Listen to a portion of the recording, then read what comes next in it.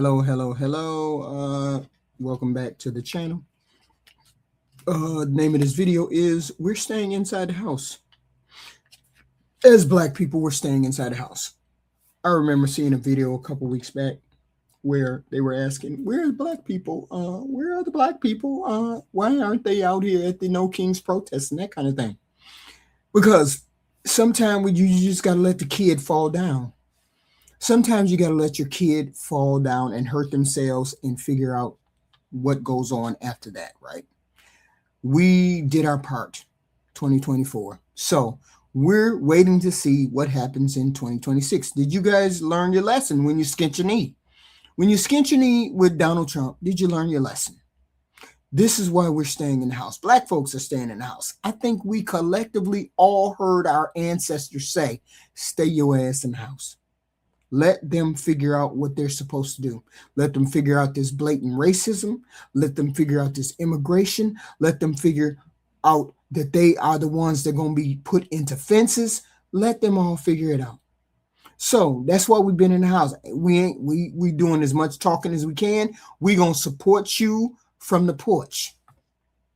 Because I saw that video about that white lady who said they shouldn't be out here. We should be walking in their name. That's right. Because we voted in you all's name. We voted your name. We voted at a 92 and an 83% clip to make sure that we would not be in the situation that we're in. But since you didn't appreciate it, we want to see what kind of appreciation, we want to see what kind of making up you're going to do in November 2026. Have you seen the light? Have you seen what dealing with a Donald Trump has done to our country? Do you understand the devastation? Do you understand the greed, the corruption, the total disregard of the American public and what they want? Have you seen all of that? Have you seen enough? We saw it in 2017. We saw it 2018, 2019. We saw it. And we tried to warn people, but it's okay. It's okay. Now we need to see if your understanding is right on track with our understanding. So we're going to stay in the house on 2026. We're going to vote in 2026. Oh, hell yeah. We're going to do what we need to do because you have told us that you understand. So we want to see if you understand. We want to see if you get why we're going to be in the house. We've always had to be the one that acquiesces. We always have to be the ones that acquiesce. We always have to be the ones that go along and get along. You want to see the black vote. We want to see where the white vote is. We want to see if the majority of y'all understand the problems and the issues that this Republican president has brought upon all of us. We want to see if you Hispanic people have figured out that you're the one who are going to be kept in the cages. We want to figure out whether you young men are seeing anything that changes in your paychecks. We want to see, have you seen anything that made you say, oh yeah, I want to stick with Donald Trump? And not all of y'all are going to do that.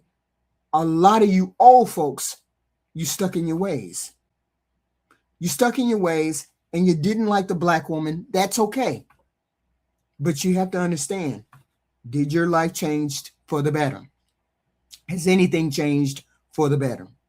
So being inside the house so far, but this is other people saying why this president went too far. And I don't know how you could defend it. All you Catholic people can defend it. Some of y'all can. Some of y'all, because y'all ain't really righteous and y'all not really Catholic and y'all not really Christians. But if you a real true Christian, you could never defend this.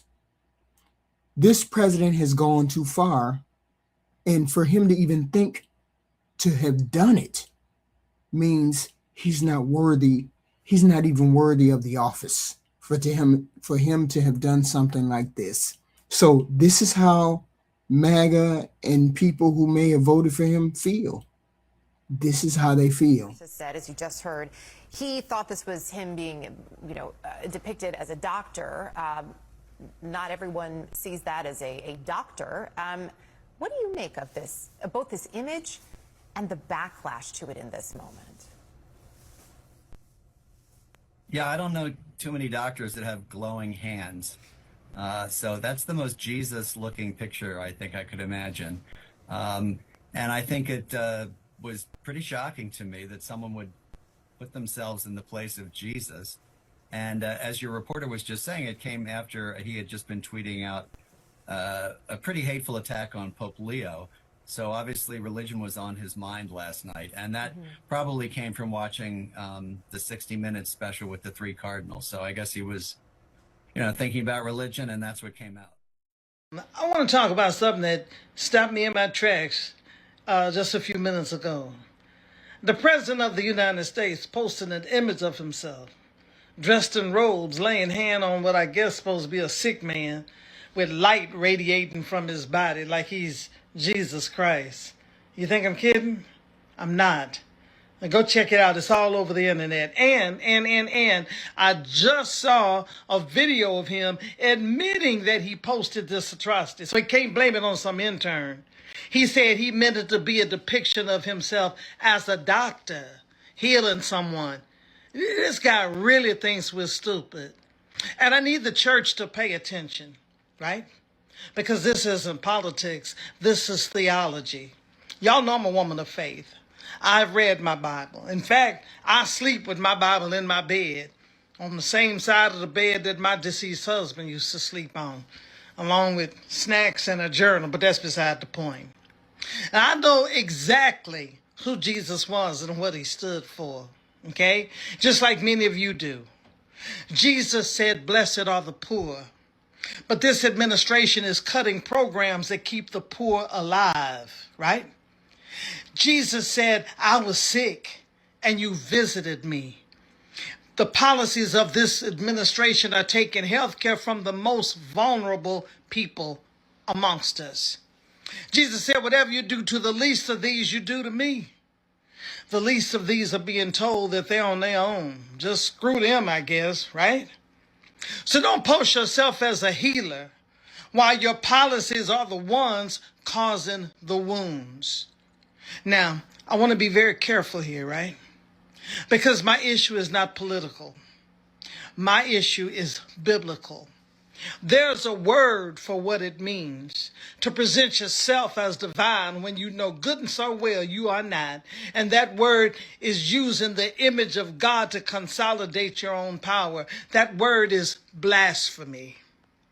This is not new. History is full of leaders who wrap themselves in the sacred to make themselves untouchable. And the people of faith who stayed silent in those moments, those people, they look back on it as one of the greatest failures of the church. I'm not going to stay silent. You can disagree with me. You can unfollow me if that's what you want to do. But what I will not do, I will not watch someone use the image of my Savior as a political prop and not say nothing. The Jesus I know washed feet. He touched lepers. He ate with the outcasts, right? He died for the people that the powerful had thrown away. I'm not lying. That's the Jesus that I follow. And he looks nothing, and I do mean nothing, like that image that Trump posted on Truth Social. Oh, Lord. The America that we had is done. It's over. The idea of America is still alive. It never really came to its full potential. The America we knew is over. Trump has done so much damage to America that it'll be felt for generations to come, even if we were to get him out of office right now. The attacks in Iran have just solidified that we will no longer be the world superpower. I want to be very clear, though. I love America. I'm a veteran. I absolutely love America. I don't like our administration. I don't like Trump. I'm not even a fan of the government, but I like the people, because that's what America it is. It's the people of America. This war is not going to end well. Regardless of how it ends, it's not going to end well. The best we can hope for is that we get Trump out. And even then, we still have all our work ahead of us. The Constitution's a great start, but it did not prevent somebody like Trump coming in and ruining 200 plus years of a country. I mean, it took him a little over a year to totally screw over America for the next 30 years. So if we go to rebuild, if we can rebuild, what does that look like? How do we rebuild? And I've thrown some ideas out there in the past, but I want to add a few more. We cannot ever allow one person to have this much power ever again. Ever. They weren't supposed to have this much power in the first place. But due to the lack of spine in Republicans in the Congress and the Senate, they've allowed Trump to have this power. So how do we fix that? I've addressed that in a few other videos, but mainly it's going to come down to competency. You have to be competent. You have to be qualified, and we can work out the details on that to hold any office. You have to be proficient in the skills that you're trying to be in charge of. But the big part, the big issue has to be when we go to rebuild, has to be priorities. And what I mean by that is priorities of people over everything else. The priorities of the American people.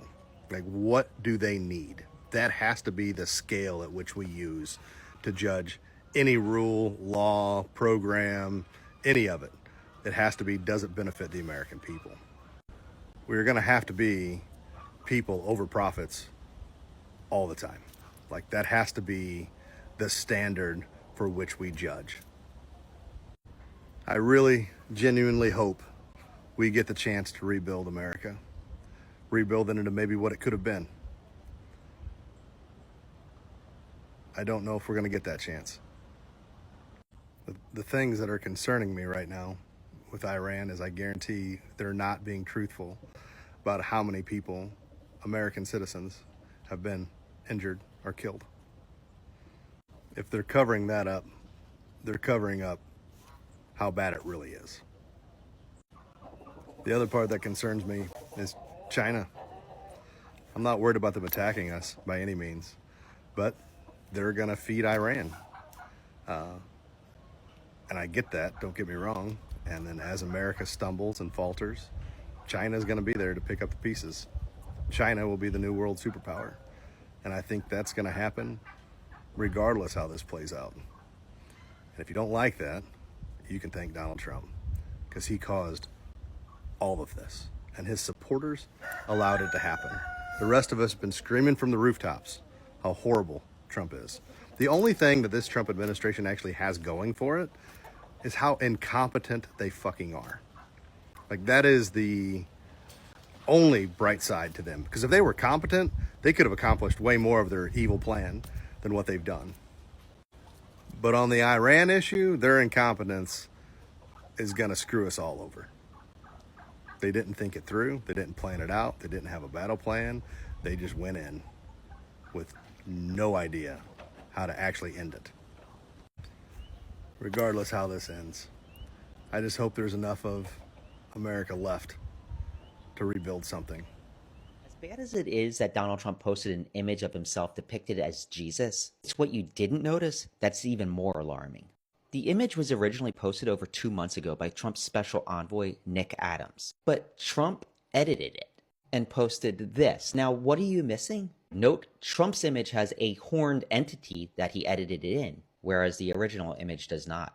Watch again. Is there anything else you noticed? Supported Donald Trump in the past for whatever reason. His latest Truth Social post is the final free ticket off the train of Trump madness. Tuesday will be Power Plant Day and Bridge Day all wrapped up in one in Iran. There will be nothing like it. Open the fucking straight, you crazy bastards, or you will be living in hell. Just watch. Praise be to Allah, President Donald J. Trump. At this point, it doesn't matter what made you support him in the first place. Whether it was inflation or Hunter Biden's laptop or people with blue hair unjustly calling you a Nazi. If you can read this a public message from the President of the United States, mind you, and not be disgusted. You are either dishonest, a psychopath, or severely brainwashed. If we just for a second look past the obviously unpresidential language, what we're looking at is a vulgar, direct declaration of intended war crimes. The US military has already killed over 100 children in a double-tap missile strike on a girls' school. Apparently, this was based on old and bad intelligence, and it wasn't deliberate. Now Trump is, in the language of a teenager, preparing people for deliberate war crimes with strikes against civilian infrastructure, all whilst giving praise to Allah. You'll never see me supporting the current regime in Iran. From no matter what angle you look at it, the civilian population of Iran are the victims. They are the ones suffering our sanctions. They are getting killed by their own government and by bombs from the West. I cannot believe it needs to be said, but blowing up their power plants and bridges will not change the regime. Bombing civilian infrastructure will not open the Strait of Hormuz. And it will not in any way weaken the resolve of those fighting against the attackers of their country. You can still hold on to conservative values and push back against what is obviously the statement of a madman. You can still despise Biden and acknowledge the lunacy of this post. What he wrote here is the least Christian thing ever written by any president, ever. You need to take away Grandpa's car keys before he starts a world war.